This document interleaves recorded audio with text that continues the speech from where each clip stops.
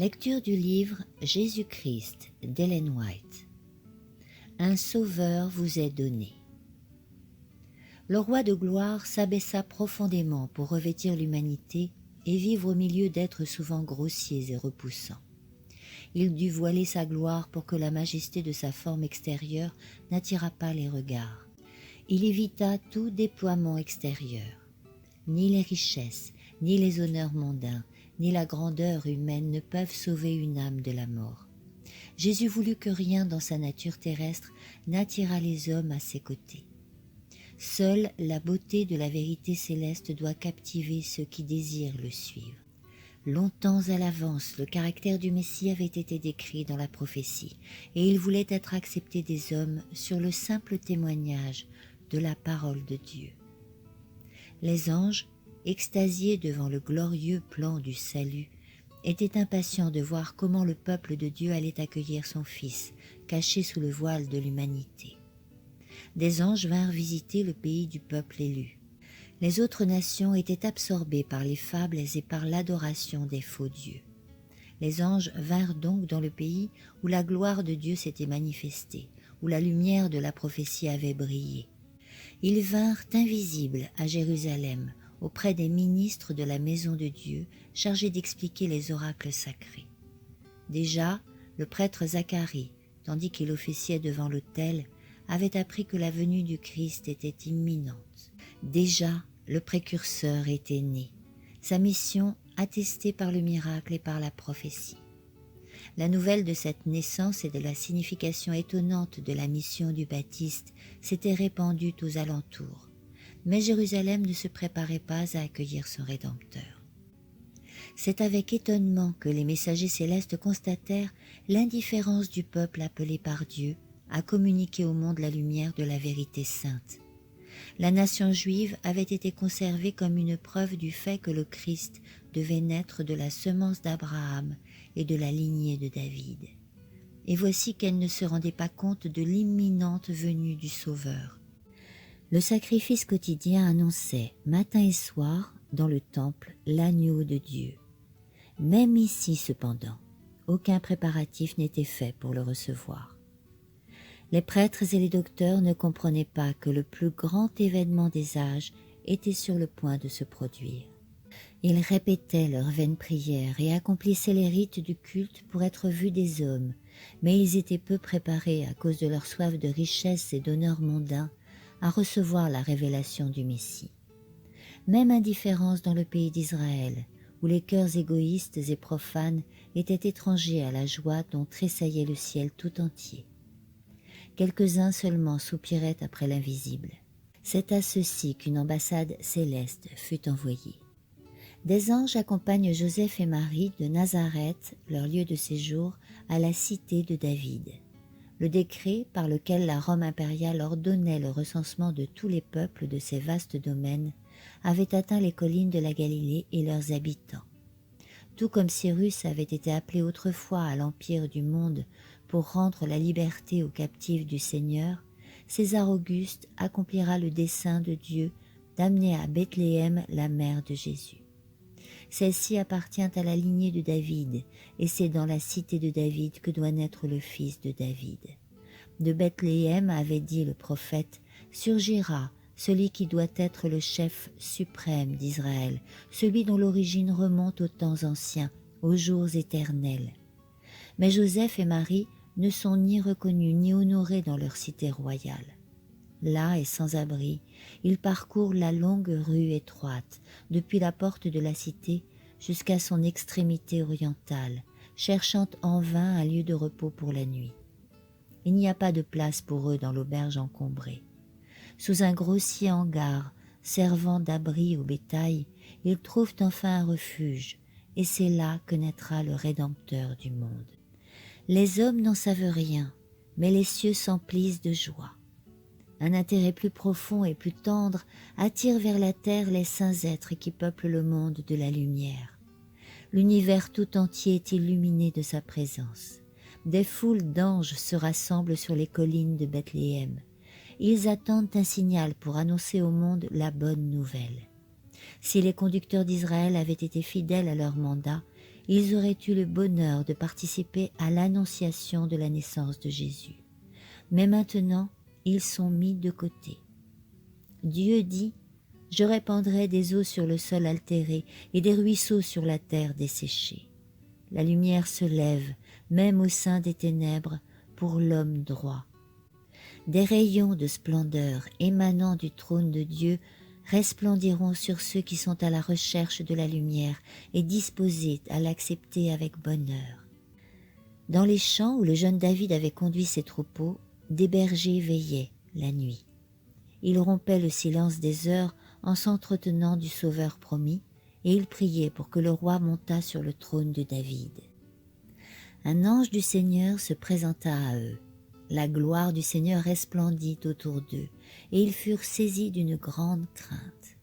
Alors l'ange leur dit « Ne craignez point, car voici que je vous annonce une bonne nouvelle, qui sera pour tout le peuple la cause d'une grande joie. C'est aujourd'hui, dans la ville de David, un sauveur qui est le Christ, le Seigneur, vous est né. » Ces paroles remplissent l'esprit des bergers de visions de gloire. Le libérateur est venu en Israël.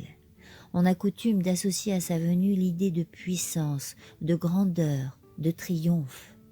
Mais l'ange doit les préparer à reconnaître leur sauveur dans la pauvreté et l'humiliation.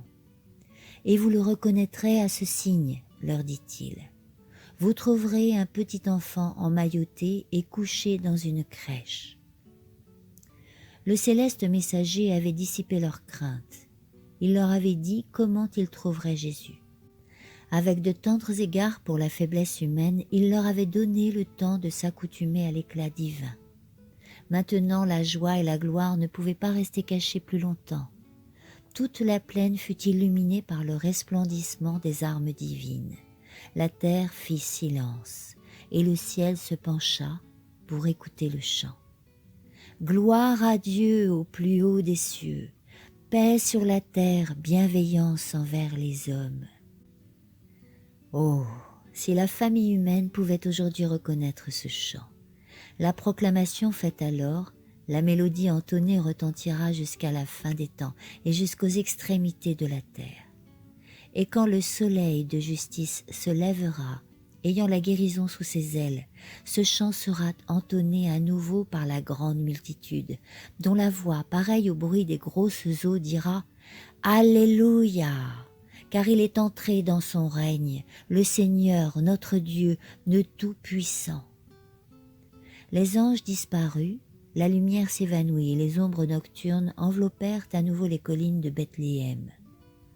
Mais la mémoire des bergers garda le souvenir du tableau le plus brillant qu'aucun œil humain ait jamais contemplé.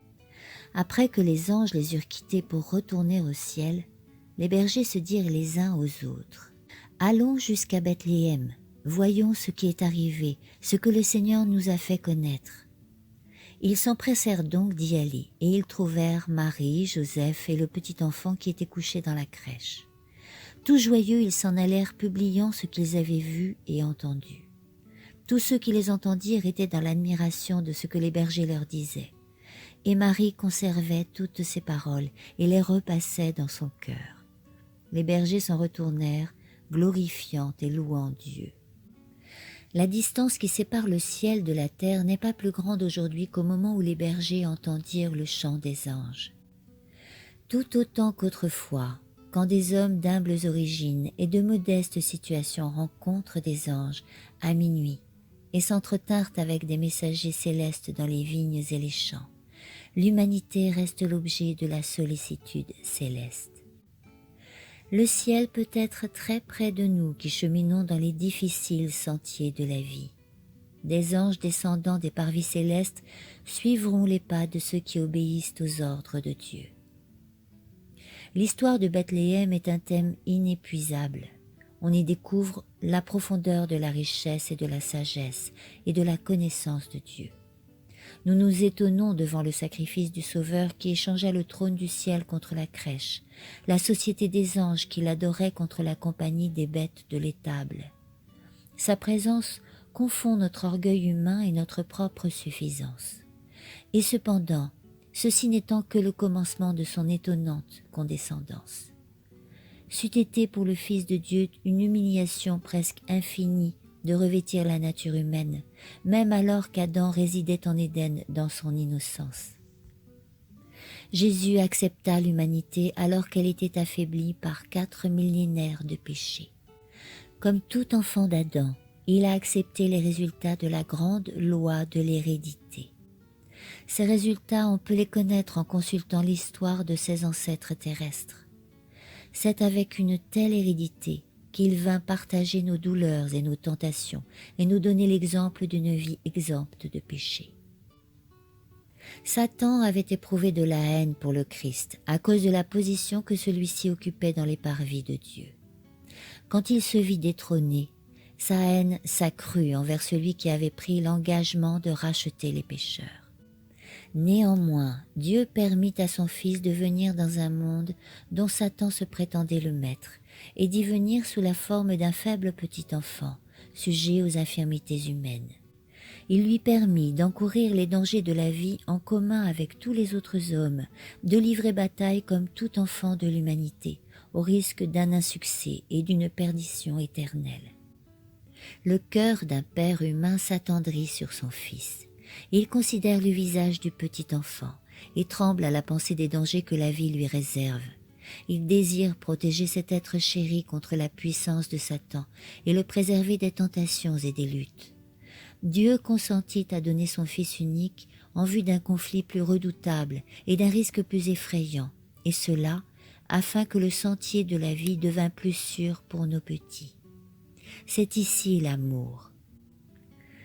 Admirez, ô cieux, et sois étonnés, ô terre. Suite de la lecture dans le prochain audio intitulé La consécration.